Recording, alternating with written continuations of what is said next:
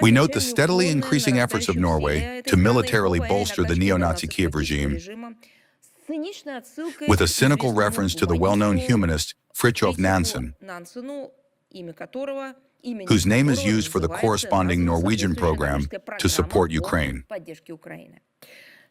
Significant activity from Oslo is focused on supplying Ukraine with drones, both within the framework of various international funds and coalitions, and through targeted tranches directly to Kiev. Additionally, on Norwegian territory, instructors arriving from Ukraine are training future Ukrainian, as well as Norwegian, drone operators. While enthusiastically welcoming Ukrainian UAV attacks on Russian military targets, the Norwegian authorities point-blank refused to see the daily drone attacks by the Ukrainian armed forces on civilian targets and defenseless residents of Russian regions bordering the combat zone, particularly in the Donetsk and Luhansk, despite there being ample evidence. Nor are they troubled by the August drone strikes on the Druzhba oil pipeline, which led to disruptions in energy supplies to European countries. Are they not troubled by the fact that children are dying? No, nothing troubles them anymore.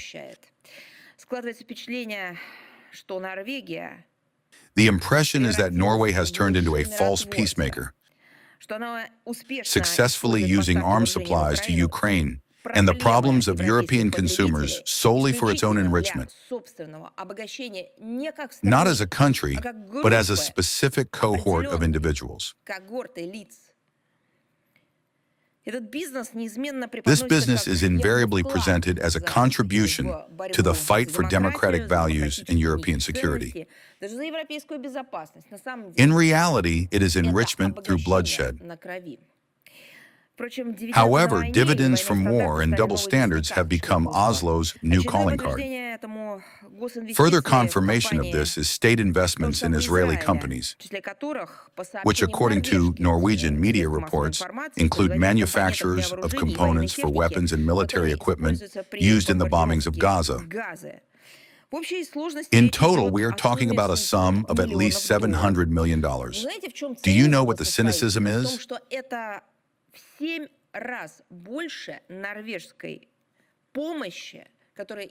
It lies in the fact that this is 7 times more than Norway's aid to support Palestine in 2025.